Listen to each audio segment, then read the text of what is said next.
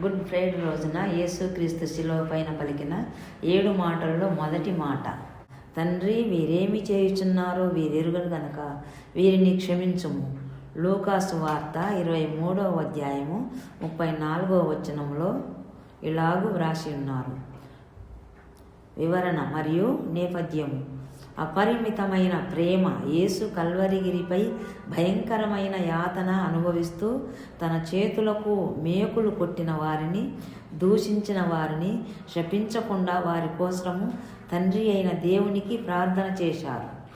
ఆ జ్ఞానాన్ని అర్థం చేసుకోవడము, వీరేమి చేయుచున్నారో ఎరుగరు అంటే వారు ఎవరిని సిలువ వేస్తున్నారో, దేవుని ప్రణాళిక ఏమిటో వారు గ్రహించలేకపోతున్నారని వారి తరపున విజ్ఞాపనం చేశారు.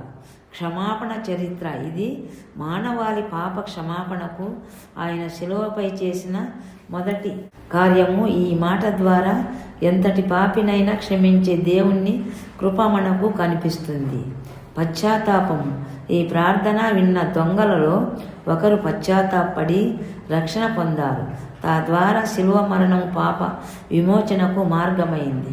గుడ్ ఫ్రైడే యొక్క ప్రధాన సందేశము ఈ మొదటి మాటలో ఉంది. అది శత్రువులను ప్రేమించడము మరియు క్షమించడం. గుడ్ ఫ్రైడే సందర్భంగా యేసుక్రీస్తు శిలువలో పలికిన 2వ మాట, నేడు నీవు నాతో కూడా పరదేశిలో ఉండు.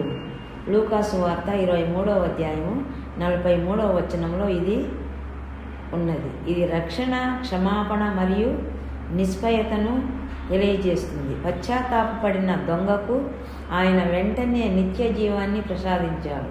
ఇది క్రియల ద్వారా కాకుండా విశ్వాసము ద్వారా లభించే రక్షణకు నిదర్శనం. శిలువలో యేసు 2వ మాట వివరాలు. సందర్భము. యేసుక్రీస్తును శిలువ వేసినప్పుడు 2 దొంగలు ఆయనకు ఇరువైపులా శిలువ వేయబడ్డారు. వారిలో ఒకడు తన తప్పును ఒప్పుకొని యేసును ప్రభువా అని పిలిచి తనను జ్ఞాపకం చేసుకోమని వేడుకున్నాడు. యేసు అతనితో నిశ్చయముగా నేడు నీవు నాతో కూడా పరదేశిలో ఉందువు అని నీతో చెప్పుచున్నాను అన్నాడు. లూకాసు వార్త 23:43 వచనంలో. తక్షణమే రక్షణ. ఆ దొంగ బాప్తిస్మము తీసుకోకపోయినా ఎలాంటి సత్క్రియలు చేయకపోయినా యేసును నమ్మిన వెంటనే రక్షణ పొందాడు. శిలువలో పలికిన ఈ మాట ద్వారా చివరి నిమిషంలోనైనా పశ్చాత్తాపడితే దేవుడు క్షమిస్తాడని, రక్షణ అవకాశాలు ఎప్పుడూ ఉంటాయని అర్థమవుతుంది. ఆ దొంగకు ఆయన వెంటనే పరదేశులో స్థానము ఇస్తానని హామీ ఇచ్చాడు. ఈ సంఘటన గుడ్ ఫ్రైడే సందేశంలో దేవుని కృపకు, అపరిమితమైన ప్రేమకు గొప్ప నిదర్శనము. శిలువలో యేసుక్రీస్తు పలికిన 3వ మాట, తన తల్లి అయిన మరియమ్మను పట్ల ఆయన చూపిన ప్రేమ, బాధ్యతను తెలియజేస్తుంది. అమ్మా ఇదిగో నీ కుమారుడు అని తల్లిని, ఇదిగో నీ తల్లి అని తన ప్రియ శిష్యుడైన యోహానును ఉద్దేశించి ఆయన పలికారు.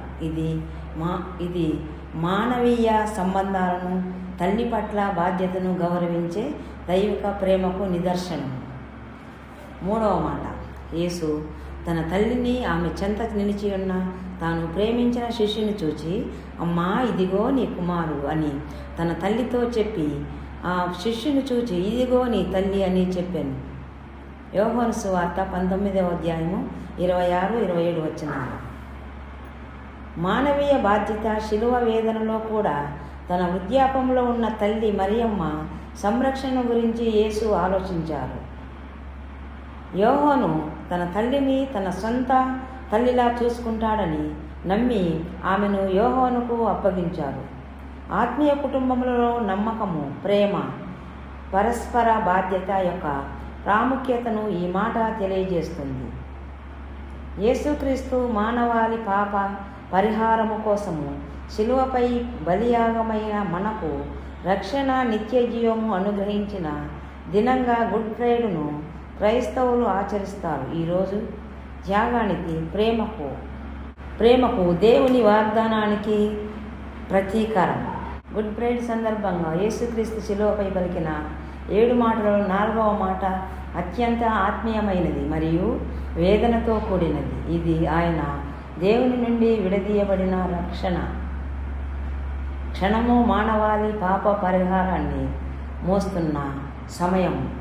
యేసు శిలువపై పలికిన 4వ మాట, ఏలీ ఏలీ లామా సబక్తాని, నా దేవా నా దేవా నన్ను ఎందుకు విడనాడితివి. మత్తయి సువార్త 27:46లో ఇంచుమించు 3 గంటలప్పుడు యేసు ఏలీ ఏలీ లామా సబక్తాని అని బిగ్గరగా కేక వేసెను. ఆ మాటకు నా దేవా నన్ను ఎందుకు చెయ్యి విడిచితివని అర్థము. మార్కు సువార్త 15:34లో మధ్యాహ్నం 3 గంటలకు యేసు ఏలీ ఏలీ లామా సబక్తాని బిగ్గరగా కేక వేసి ఆ మాటకు నా దేవా నన్నెలా చెయ్యి విడనాడితివి అని అర్థము. కీర్తనల గ్రంథము 22:1 దావీదు భక్తుడు ఈ వేదనను ముందే ప్రవచించారు. 4వ మాట యొక్క సారాంశము, పాపభారము విడనాడబడుట. యేసు పాపులమైన మన స్థానములో నిలబడి మన పాపభారాన్ని అంతా తనపై మోశాడు. 2 కొరింథీయులు 5:21లో పాపము దేవునికి విరోధమైనది కాబట్టి పాప భారాన్ని మోస్తున్న ఆ సమయంలో తండ్రి అయిన దేవుడు యేసు నుండి ముఖము దాచుకోవాల్సి వచ్చింది. ఒంటరితనము. 6 గంటల పాటు సాగిన శిలువ శ్రమలో ఇది అత్యంత భయంకరమైన క్షణం. సృష్టికర్త అయిన దేవుని నుండి కుమారుడు విడిచిపెట్టబడనిప్పుడు కలిగిన శరీరక ఆత్మీయ వేదన. ఇది దావీదు ప్రవచనము. ఈ మాట కీర్తనలు 22:1లోని ప్రవచనానికి నెరవేర్పు. యేసు తాను మెస్సియాని ఈ మాట ద్వారా నిరూపించారు. మనకు ఆదరణ. యేసు ఆ ఒంటరితనాన్ని అనుభవించారు. తద్వారా మనము దేవునిచే విడువబడకుండా ఉండటానికి, మనము ఎన్నడూ ఒంటరి వాళ్ళము కాకుండా ఉండటానికి ఆయన బాధను భరించారు. ముఖ్యమైన సత్యము, మన పాపాలకు శిక్ష పడకుండా, దేవుడు మనల్ని విడనాడకుండా ఉండటానికి యేసు ఆ నిమిషంలో దేవునిచే విడనాడబడ్డారు. ఈ గుడ్ ఫ్రైడే నాడు యేసు ప్రభు మన కోసము పడిన ఆ భయంకరమైన శ్రమను, ప్రేమను గుర్తు చేసుకుందాం. యేసు శిలువలో పలికిన 5వ మాట, నేను దప్పిగొనుచున్నాను. ఈ సందర్భంగా వాక్య భాగము యోహాను సువార్త 19వ అధ్యాయము 28వ వచనం నుంచి 29 వచనములు, తెలుగు బైబిల్ వచనము. అటు తర్వాత సమస్తమును అప్పటికి సమాప్తమైనదని యేసు ఎరిగి లేఖనము నెరవేరినట్లు నేను దప్పిగొనుచున్నానను. 5వ మాట యొక్క వివరణ మరియు ప్రాముఖ్యత. లేఖనాల నెరవేర్పు. యేసు పలికిన ప్రతి మాట ప్రవచనాల నెరవేర్పుకు ఉంటుంది. నా దప్పికి నాకు చిరక త్రాగనిచ్చిరి. కీర్తనల గ్రంథము 69:21లో అది దావీదు ప్రవచించినట్లుగా శిలువపై యేసు దప్పిగొని ఆ మాట పలికారు. నిజమైన మానవత్వం.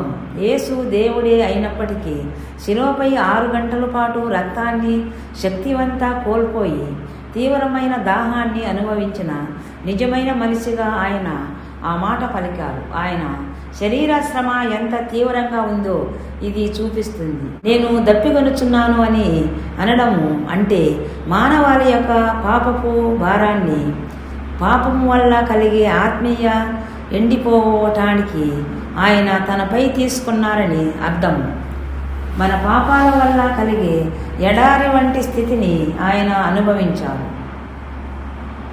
యేసు భౌతికమైన దాహం మాత్రమే కాదు, ఆత్మీయమైన దాహాన్ని కూడా ప్రకటించారు.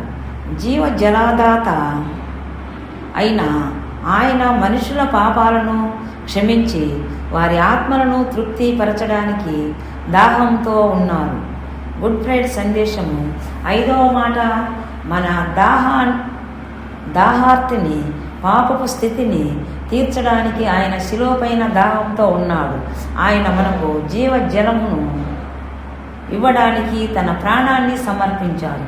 ముగింపు ప్రార్థన. జీవజలదాత, నా పాపాల నిమిత్తము నీవు శిలువపై దాహార్తిని పొందితివి. నన్ను రక్షించి నా ఆత్మను నీతో తృప్తిపరచుము. ఆమేన్. యేసు శిలువలో పలికిన 6వ మాట సమాప్తమైనది. యోహాను సువార్త 19వ అధ్యాయము 30వ వచనము. దేవుని అర్థము ఏమిటి? గ్రీకు భాషలో ఈ మాట టేటే లెస్టాయ్ దీనికి పూర్తిగా చెల్లించబడింది లేదా రుణము పూర్తిగా తీరిపోయింది అని అర్థము. పాప విమోచన పరిపూర్ణత మానవాళిని పాపము నుండి విమోచించడానికి తండ్రి తనకిచ్చిన పనిని యేసు పూర్తిగా నెరవేర్చాడు.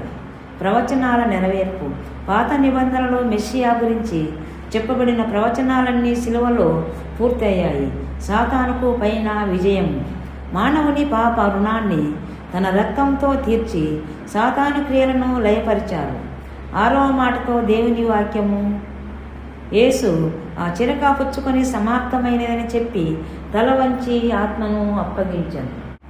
యేసు సిలువలో పలికిన 7వ మాట. తండ్రి, నీ చేతికి నా ఆత్మను అప్పగించుచున్నాను. సందర్భము. యేసు తన సిలువ మరణానికి ముందు తన భూలోక పరిచర్యను ప్రాణమును తండ్రికి సమర్పించాడు. ఈ మాట పలికారు. బైబిల్ రిఫరెన్స్ కూడా లూకా 23:46, కీర్తనల గ్రంథము 31:5లో 7వ మాట ఆత్మీయ వివరణ. పూర్ణ సమర్పణ. యేసు తన ప్రాణమును తనంతటా తానే ఇష్టపూర్వకంగా తండ్రి అయిన దేవునికి సమర్పించుకున్నారు. అప్పగించుకొనుచున్నాను నేను మాట ఆయన యొక్క సంపూర్ణ సమర్పణను తెలియజేస్తుంది. తండ్రితో అనుబంధము. 4వ మాటలో, నా దేవా నన్నెందుకు చేయి విడిచితివి అని వేదన పడిన యేసు చివరికి తండ్రి చేతికి ఆత్మను అప్పగించడం ద్వారా తండ్రి ప్రేమను నమ్మకాన్ని ప్రదర్శించారు. విజయవంతమైన ముగింపు. సమాప్తమైనది. 6వ మాట పలికిన తరువాత తండ్రి పని పూర్తి చేసి విజేతగా ఆత్మను అప్పగించాడు. నమ్మకమైన సృష్టికర్త. విశ్వాసులు తమ ప్రాణాలను నమ్మకమైన సృష్టికర్తకు అప్పగించాలనే సత్యాన్ని ఇది బోధిస్తుంది. 1 పేతురు 4:19 ఈ మాట ద్వారా యేసుక్రీస్తు తన మరణంలో కూడా తండ్రికి విధేయత చూపి పాప పరిహారార్థాన్ని తనను తాను బలిగా అర్పించుకున్నాడు.